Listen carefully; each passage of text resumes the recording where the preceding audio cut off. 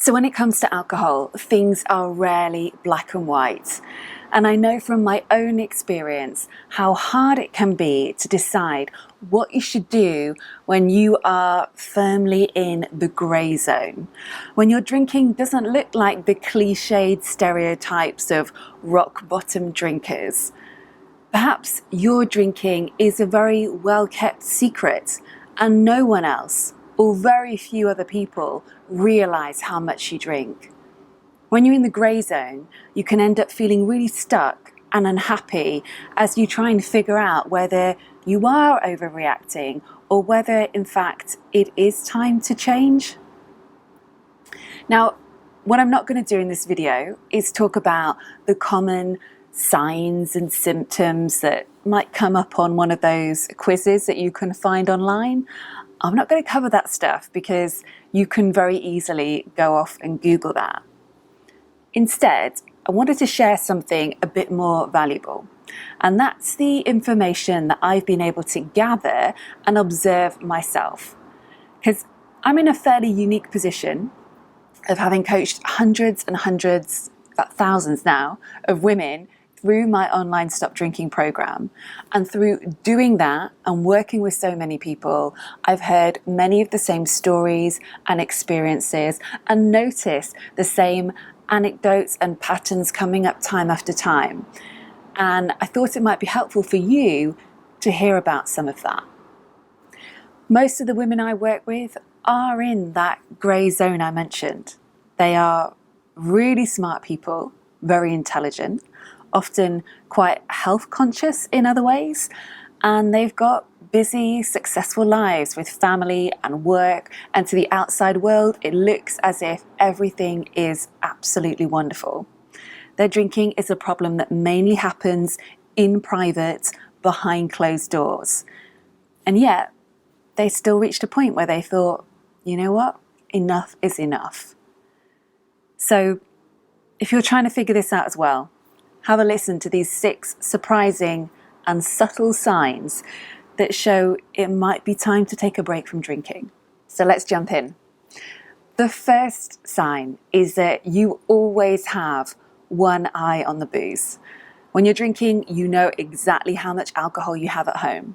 You know if your supplies are running low, and you might feel anxious about getting to the shops in time to buy more before they close. When you're out with friends, perhaps you're always just carefully keeping one eye on what they're drinking so you can try and slow down and pace yourself with them. If you're sharing a bottle of wine in a restaurant, perhaps you are well aware how much is left in it because you're already thinking about whether you should order another one or maybe even another 2. Perhaps you feel slightly irritated that other people don't seem to be drinking as quickly and they're not as bothered about the drink. The second sign is that you're very touchy about your drinking. Maybe someone makes an offhand comment about how you love your wine or you're always up for a few drinks. And that comment really bugs you. You start thinking about why they said what they said. Was it just a joke, or have people found out your secret? Perhaps your friends and family keep buying you alcohol-themed gifts, and it's made you worry that they always associate you with drinking. Or maybe someone has tried to talk to you about your alcohol intake, but you've been very sensitive and defensive about it and you shut that conversation down. Now's a good time to think about why you're responding in that kind of way. The third surprising or subtle sign is that you feel very relieved when you know you're going to be able to drink.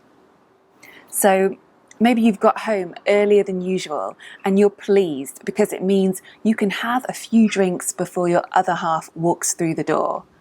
Perhaps you have suddenly got a night to yourself and you're happy because it means that you're going to be able to drink without being watched.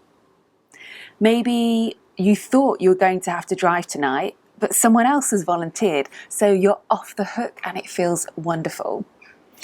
A lot of people report feeling really relieved when they can drink the way they want to.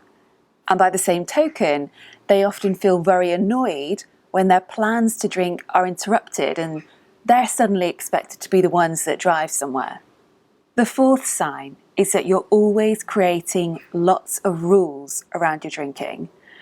So this may be something that you haven't even really realised you've been doing. It's just kind of happened. Perhaps you go through periods of trying to only drink on certain days of the week, or after a certain time of day, or when that stops working, maybe you then go and create another rule about where you can drink, or what you can have, or who you can drink with. How many rules have you created over the years? Now is a very good time to reflect on that. The fifth sign is a feeling of fear and unease. So towards the end of my drinking career, a feeling I remember very well is a sense of dread. There's just this sense that something was about to go very wrong. And I think this happens when you've had a few close shaves and you've done something really silly whilst drinking that could have ended in disaster, with you hurting yourself or someone else. Maybe something's shaken you up a bit. Perhaps your feeling of dread is more about being found out. Maybe your recycling bin is full of empty bottles and you're paranoid that your neighbours have noticed, or you've started buying wine from several different shops on rotation so that no one notices quite how much you're buying. It's really hard to put your finger on this uncomfortable feeling of unease, but you'll certainly notice it when it lifts and goes. The sixth and final sign I want to mention is that you're here watching this. If you're still asking yourself whether you really need to stop drinking or should you take a break from booze, then there's a very good chance the answer is yes, because people rarely watch videos like this by accident. Unless you are watching purely for some kind of academic purpose, it's a fairly safe bet to say that you're not happy with the status quo. So those are the 6 surprising and sometimes very subtle signs that I've noticed people share with me again and again. It really doesn't matter whether you resonate with all 6 signs or only half of them. If alcohol's making you miserable, or it's holding you back from making the most of your life, your one and only life, then perhaps it is worth you taking a proper break from drinking so you can test drive sobriety and give alcohol-free living a proper shot. You might just discover a way of life that is 100 times better than what you're putting up with right now.